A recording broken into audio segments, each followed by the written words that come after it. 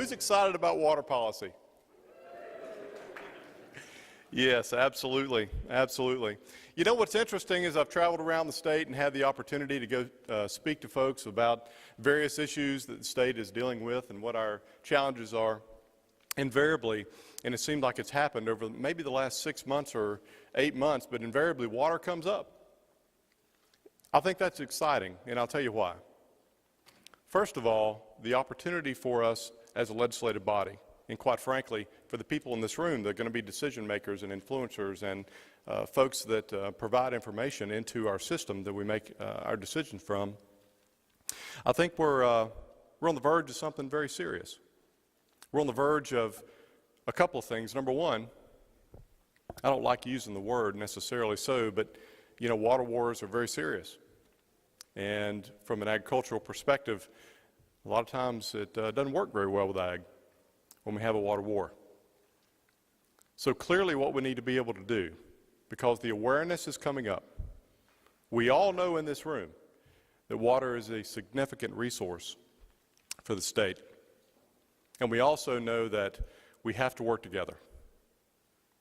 Now today, I've heard Commissioner Putnam say it over and over, and I think he is spot on. Today, we have construction, tourism, and agriculture. All three of those are important pillars in our economy. And we have to make sure as we go forward that we're paying attention to the needs of all three. I'm a citrus grower. That's what I do for a living. Proud member of Florida Citrus Mutual. And I will tell you, there's unrest in the ag industry over water. Because what tends to happen is, and listen, I was elected to talk about the truth, and to my constituents and to you, that's what I'm going to do. A lot of times in the ag world, there's a lot more acres of production agriculture in the state than there are members of the Florida House or the Florida Senate. So a lot of times what happens is in the agricultural world is we get outnumbered. So last year, one of the pieces of legislation that I want to talk with you about, because it is significant, Senate Bill 948. For those of you that are listening on the Florida channel, I appreciate you covering this. And obviously, before I get started, Speaker Feeney and the AIF folks, thank you very much for investing the time in this water forum. It certainly should yield excellent perspective, hopefully some innovation and solutions. Senate Bill 948 was passed last year. It's been signed by the governor, and it does something really simple. Now, there are various parts of it, but it does something very simple. It means a great deal to the ag industry. What it does is it brings agriculture to the table. Now, in the past, what would happen is as regional water plans were being put together, or quite frankly, any planning that was being put together for water usage in the future, there was kind of an informal relationship that would happen between the water management districts or DEP, some of these folks, and agriculture.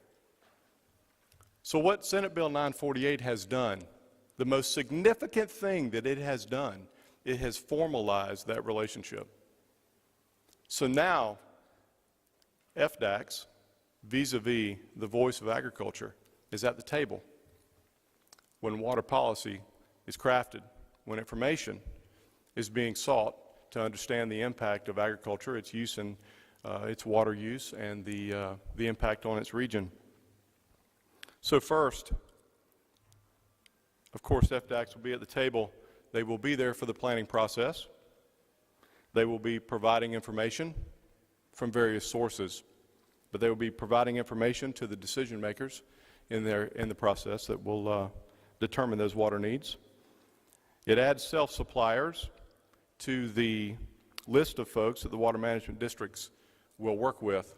And effectively what that does is it creates the ability for them to have partnerships, formalized partnerships for financing of projects or construction or maintenance or those types of things.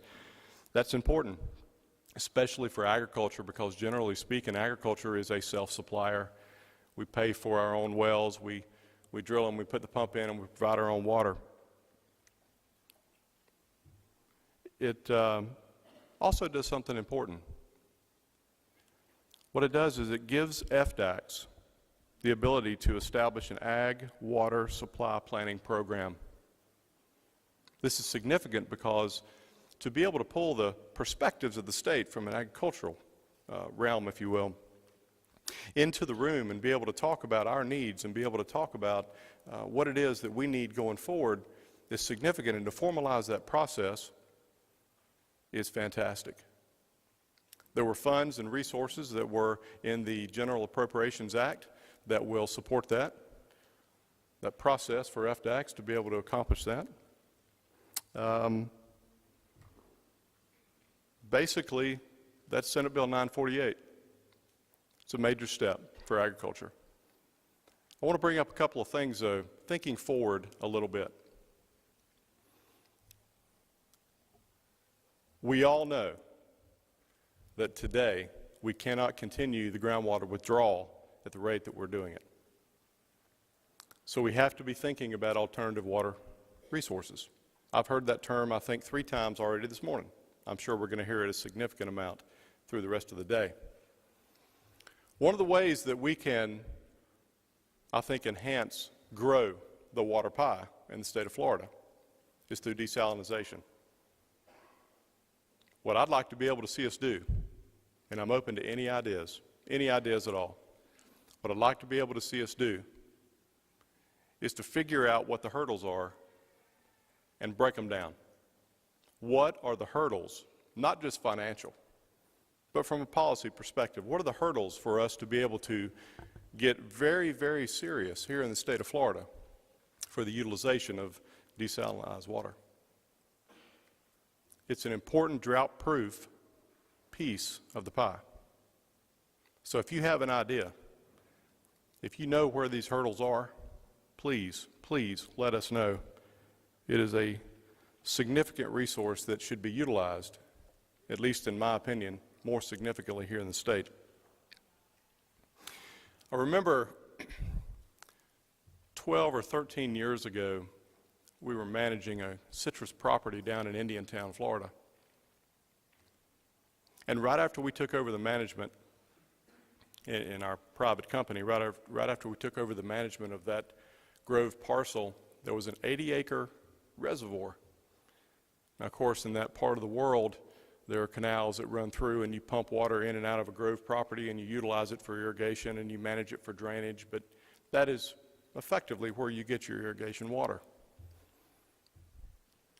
Just a short time after we took the property over, a gate failed and the dike burst and it drained that 80 acres that was used to irrigate a couple thousand acres of citrus. Now, you could see that was a significant problem. So the reason that I tell you that story is that I know, floating around out there in the industry, there's a concern. We recognize in production agriculture that we need to be doing something different than just withdrawing from the aquifer. Many times we have no choice, but we recognize that's something we should be thinking about. What I would suggest to you is for us to be able to get Florida growers out of the box and be thinking about alternative water sources, like utilizing the farms program. Fantastic cost share program. The way we do that is we figure out where the liabilities are, where the risk is for growers that we're asking to help us accomplish these tasks. We're asking them to put their capital at risk. So we need to figure out, as an example, and I only pose this as a question, and Rich, you and I talked about this last night. I only pose this as a question, a suggestion, an igniter, if you will, so maybe somebody has a solution. If we're going to ask farmers to utilize the farms program, to be able to work with us at the state level, to help create alternative water sources, we have to make sure that their consumptive use permits are not in jeopardy. Because one day, I mean, ultimately the goal is with this farms program or anything else that we imagineer, ultimately the goal is to reduce groundwater withdrawal, to capture more of what we get, what God gives us for rainfall, and utilize it to irrigate our crops. But ultimately, there is a risk, and the risk is the gate fails, the dike bursts, and the water that we use is gone. So we have to figure out a way to make sure, if we want agriculture to be the type of partner that we want agriculture to be in this endeavor, we have to think about how to hedge that risk for them and not necessarily put their consumptive use permit quantities at risk just because they're not utilizing it as significantly as they were in the past. Because they may have put in a reservoir, capture rainfall, and utilize surface water that might not always be there. I appreciate the opportunity to share with you. I do.